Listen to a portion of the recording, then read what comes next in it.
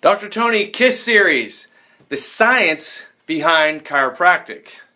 Now, some people, when I mention that I'm an EMT or a paramedic or a registered nurse or a nutritionist, they think, oh yeah, that's great. Sometimes I'll say, I'm a chiropractor, and I get a response like this. Well, I don't believe in chiropractic. And I say, well, that's fine. I don't believe in gravity. But I still come back down.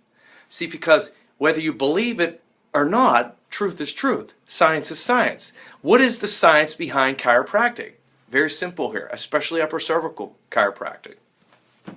The science behind chiropractic are basically these two. Very simple, high school science right here. We got the science of anatomy and the science of physiology. What does the science of anatomy tell us? Science of anatomy essentially tells us where things are in the body and essentially how they connect to each other. That's all anatomy is. How do we learn this? From cutting open bodies. That's anatomy. The science of physiology, a little bit more complex. What is this? This is how things work. A little bit more complex, but still how things work. They work the same in every human body, how things work. You put these two together and it explains chiropractic. How? Anatomy tells us that the brain stem and brain is connected to every single organ, tissue, gland, cell in the body. That's what anatomy tells us here.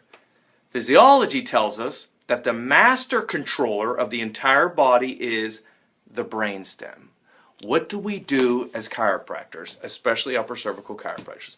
We correct vertebral subluxation complex, misalignments of the spine, putting indirect pressure on the brain stem, the spinal cord, or the nerve roots, therefore interfering with the messages that come from the brain and brainstem to the body, or messages that come from the body to the brainstem and brain.